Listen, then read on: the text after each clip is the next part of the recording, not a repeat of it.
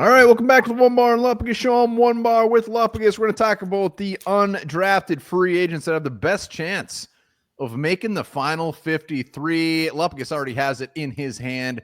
This episode brought to you by Brew Pub. Look at that beautiful pepperoni. Zoski. Remember, it is bold. It's big. It's bold. It's outrageously delicious. That ain't a lie. It is not a lie. Everybody loves Brew Pub, lots of amounts. So who doesn't? Brew Pub pizza, fantastic. The best frozen pizza you can get. So get to the store, get to the gas station, wherever you find them in your area, and pick up a couple. You know what goes good with Brew Pub pizza? Beer. Beer does. Beer goes very good with it. Undrafted free agent rookies. Every year the Vikings have had a couple since Quasey's been here that have made the final 53. We're going to name 5 guys with the best chance to do that today. Yeah, let us know in the comments which undrafted, and surely they do not have to be on this list, but let us know which one you're most excited about. Let's start off with an obvious one. Let's start off with the big man, the right tackle from Kansas, Logan Brown. He seems to be like the front runner as far as the guy, not only the need, but also the type of player he is. He was the number one on a lot of boards out there. Logan Brown, the big, maybe heir apparent to Brian O'Neill. Yeah, his RAS scores were off the freaking charts, nothing but green all over those things. And you look at the depth chart. I know you mentioned. I mean, you got Justin School, who they already said is going to be backing up Christian Darrisaw. So at least that right tackle spot wide open. Logan Brown, look at the depth chart. He is the next guy up. Walter Rouse could go maybe flip sides, but not a lot of competition here. And a guy who probably should have been drafted, the Vikings got after the draft. So yeah, I think this might actually be a lock the more you dig into this. Yeah, I'm not going to go to say a lock, but like his big thing is he's a project. He only had 1 year starting. He's a big man, and he just needs a little seasoning. So Logan Brown, let's go to another guy on the offensive line. Let's go to old Joe Huber, the big man, the guard. Yeah, Joe Huber, again, this guard spot. Like Blake Brandel, he's going to make the team. Henry Bird, though, Henry Bird's not a lock. And you got Michael Jurgens, center guard, whatever. He didn't make it last year. I thought he did. Remember when they showed his name during a game, Henry Bird? Well, I know he was on the practice squad. I don't think he made the initial 53. The depth here is really, it's still pretty thin. I know Brandel's good. He can play both sides. Walter Rose maybe will kick inside. But Joe Huber, Wisconsin bred. I love their linemen. They're tough. They're nasty. They're smart. They're intelligent. They're old farm boys who can hold their own. So, hell yeah. The thing that stuck out to me is how much you said Blake Brandel was good. I don't know if I'm going to say that. As a backup. I don't like him as a starter. I do like him as a backup. Yes, I will agree. So the thing with the old Hubes has going for him is he can play either side guard. He's played left guard. He's played right guard. He has some center flexibility. He's an athletic big man. And like you said, pair that up with the current depth. Hell yeah, they love them a Swiss Army knife on the offensive line that could switch positions just like that. And that's exactly what Joe Huber is. And Huber, like a lot of people are almost just as excited about getting Huber as they were Logan Brown. Yeah, and you got Rouse, Jurgens, and Bird, all question marks. So 3 spots definitely up. Big question marks. Huge question marks. Ugh, like not great ones. Let's go to Tyler Baddy, the old man, the 25-year-old from BYU. They're all 25 out of BYU, though. Yeah, I think him and Chaz Chambliss both have a good shot to make this, just because you look at what's on the depth chart. Bo Richter, undrafted guy last year, got some playing time, had a little production. He did make the squad. Gabe Murphy, another guy who made the squad while he was hurt, and he was called up, but I think he maybe showed up in a couple games. So not a lot there to overcome on the depth chart. And a guy who's he's produced throughout his career. I think he's a little more polished than Chambliss, is why I kind of put him to win the job over him. But a big dude, quick at the ball, and a guy who definitely with a good camp can make this team. Well, the thing with Baddy is, and a big reason why he went undrafted is nobody knows where the hell they're going to play him. He's undersized to be a defensive end. He's not athletic enough to be an edge rusher.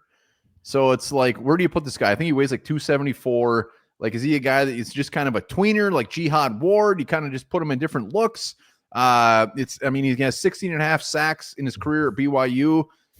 So yeah, he's just kind of a gritty. Sounds like he's a player. Swiss Army knife.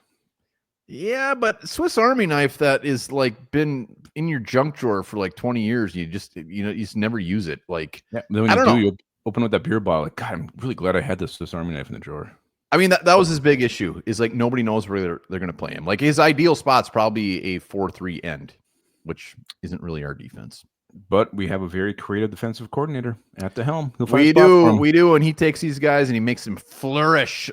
Speaking of flourishing, let's go to our punter, Oscar Chapman. Yeah, and again, to me, this just comes down to Ryan Wright being inconsistent last year. The team bringing in competition for him during the season, late in the season.